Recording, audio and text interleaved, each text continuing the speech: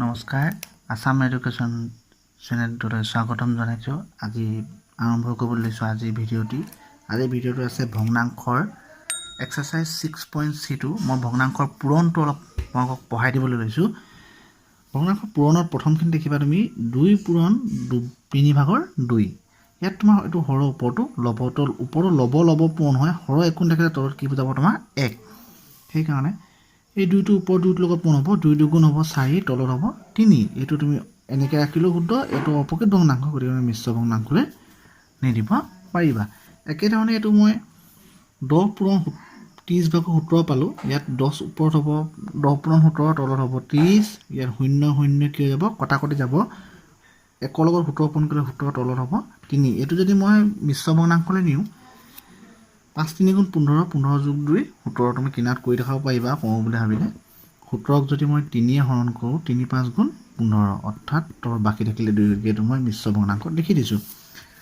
যদি মিশ্ৰ ভগ্নাংশত থাকে, এইটো এতিয়া তুমি অপকৃত ভগ্নাংশলৈ নিবলৈ মই ইয়াৰ আগৰ ভিডিঅ'টোত মই দেখাইছিলোঁ কেনেকৈ, তোমাৰ প্ৰথম ভিডিঅ'টোতে দেখাইছিলোঁ কেনেকৈ মিশ্ৰ ভগ্নাংশটা অপকৃত ভগ্নাংশলৈ নিব পাৰি।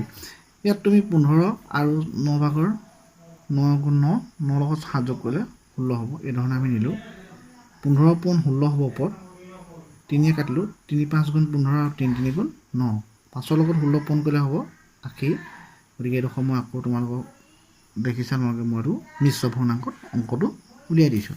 ইয়াৰ পিছত আছে তোমাৰ দ্বিতীয়কে পূৰণ, অৰ্থাৎ ইয়াত তোমালোকে দেখিবলৈ পাবা 2টাতে 9 আৰু 8 ওপৰকেইটা পূৰণ হ'ব আৰু তলৰ সংখ্যাকেইটা তলৰকেইটা, অৰ্থাৎ লব ভাগে পূৰণ হ'ব আৰু হৰ ভাগে পূৰণ হ'ব।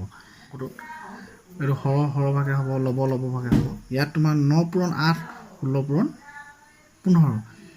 3 কাটিলোঁ। 3 3 গুণ 9, 3 5 গুণ 15, 8 দুগুণ 16। 2 আৰু 5 থাকিলে ওপৰত থাকিলে অকল 3, সেইকাৰণে ওপৰত 3, তলত 5 দুগুণ 10।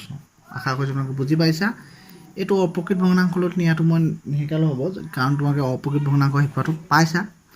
এতিয়া ওপৰত হ'ল 27, তলত হ'ল 7, পূৰণ 14, তলত হ'ল 3। 3 আৰু 7 পূৰণ হ'ব, ওপৰত 27 আৰু 14 হ'ব। গতিকে 7 দুগুণ 14, 3 9 গুণ 27। গতিকে ওপৰত থাকিলে 9 আৰু 2, তলত যদি 1 1 থাকিলে 1 1 গুণ 1, ওপৰত 18। গতিকে 18 ভাগৰ 1 নিলিখি আমি ডাইৰেক্ট কি লিখিব পাৰিম, 18 লিখিব পাৰিম। ইয়াত দুইটাই কি ভগ্নাংশ আছে, তোমাৰ মিশ্ৰ ভগ্নাংশ আছে। গতিকে আমি অপকৃত ভগ্নাংশলৈ নিছোঁ। সেইটো দি আগৰটো সেইটো একেটাই হ'ব। ইয়াততো তোমাৰ 35 আৰু 12 পূৰণ হ'ব আৰু 6 পূৰণ 7। 7 5 গুণ 35 আৰু 6 দুগুণ 12, অৰ্থাৎ ওপৰত থাকিলে 5 দুগুণ 10, তলত যিহেতু একো সংখ্যা নাই গতিকে 1 আছে। 1 যদি 10ক আমি হৰণ কৰোঁ কি পাম, 10 পাম। গতিকে 1টোৰ তলত তোমালোকে নিলিখিলেও হ'ব। ইয়াৰ পিছত চোৱা, ইয়াৰ পিছত আছে মান উলিওৱা। ইয়াত 3টা সংখ্যা আছে, 25 ভাগৰ 14, 51 ভাগৰ 35, 49 ভাগৰ 34। অৰ্থাৎ এই গোটেইখিনি সংখ্যা এনেকৈ থাকিব য'ত তোমালোকে কটাকটি কৰিব পৰা, অৰ্থাৎ লঘু অৰ্থাৎ সৰল কৰিব পৰা হ'লে সংখ্যা থাকিব। মই ইয়াত প্ৰথমতে 5 কাটিলোঁ। 5 5 গুণ 25, 5 7 গুণ 35, 7 7 গুণ 49 কাটিছিলোঁ মই এইটো। এই 7টোৱে আকৌ 1 কাটিলোঁ, 7 দুগুণ 14 হ'ল। 17 কাটিলোঁ, 2 7 34, 3 7 51, তলত থাকিলে 5 আৰু 3, ওপৰত থাকিলে 2 পূৰণ 2। এইটো এটা কি ভগ্নাংশ, প্ৰকৃত ভগ্নাংশ। গতিকে ইয়াক তুমি মিশ্ৰ ভগ্নাংশলৈ নিব নোৱাৰা। ইয়াৰ পিছত একেধৰণে অংক ওলালে 12 পূৰণ 15 পূৰণ 35 হ'ব আৰু তলত হ'ব 25 পূৰণ 28 পূৰণ 36। ইয়াতো মই 5 কাটিছোঁ প্ৰথমতে। 5 5 গুণ 25, 5 7 গুণ 35, 7 গুণ 7 4 গুণ 28। এইটো তোমাৰ 3 12 36, আকৌ 3 15 কাটিলোঁ, 5 হ'ল। সেই 5টো এই 5টো কাটি দিলোঁ। থাকিলে ওপৰত একো সংখ্যা নাই, গতিকে আমি কি লিখিম, 1। আৰু তলত কিমান থাকিলে সংখ্যা, 4। এই ধৰণে কৰিব লাগিব। আৰু এটা কৰি দিছোঁ মই, এইটো চোৱা। ইয়াত গোটেইকেইটাই আছে মিশ্ৰ ভগ্নাংশত, গতিকে আমি গোটেইকেইটাকে প্ৰথমতে অপকৃত ভগ্নাংশলৈ পৰিৱৰ্তন কৰিছোঁ। 7 ভাগৰ 11 হ'ল, 22 ভাগৰ 35 হ'ব আৰু 15 ভাগৰ এইটো 16 লিখিছোঁ। 2 11 22, গতিকে 2 থাকিলে সেই 2টোৱে মই 16টো কাটিছোঁ, 2 8 গুণ 16।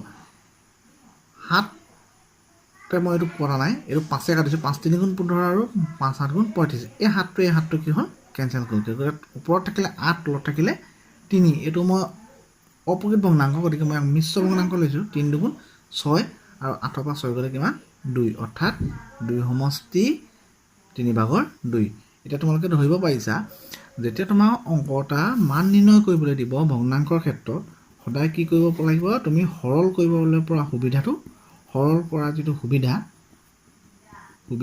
এইটো কি সদায় থাকিব হ'ল। আৰু দ্বিতীয়তে যদি আমাৰ লব সদায় লব ভাগে পূৰণ হ'ব আৰু হৰৰ লগত পূৰণ হ'ব যদি দুটাত্বকে ভগ্নাংশ থাকে।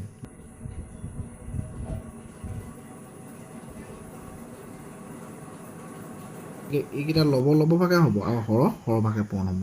যদি এটা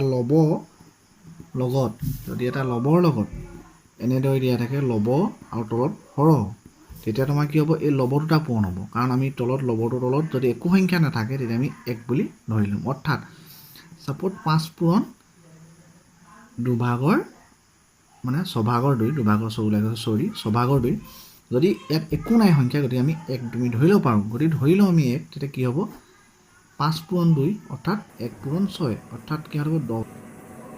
সেই 1টো আমি আছে বুলি ধৰিব, সেইকাৰণে ওপৰে পূৰণ হ'ল। গতিকে মই আশা ৰাখিছোঁ তোমালোকৰ ভগ্নাংশৰ গোটেইকেইটা চেপ্টাৰ তোমালোকে ক্লিয়াৰ হৈ গৈছা বুলি মই আশা ৰাখিছোঁ। আৰু ইয়াৰ পিছৰ অধ্যায়টোলৈ যামগৈ। গতিকে তোমালোকে নিজেই ঘৰতে কৰিবলৈ প্ৰেক্টিছ কৰিবা আৰু এই ধৰণে কৰিলে তোমালোকে সকলোবিলাক ভগ্নাংশৰ পূৰণ হওক, যোগ হওক, বিয়োগ হওক অংকবিলাক কৰিব পাৰিবা বুলি মই আশা ৰাখিছোঁ।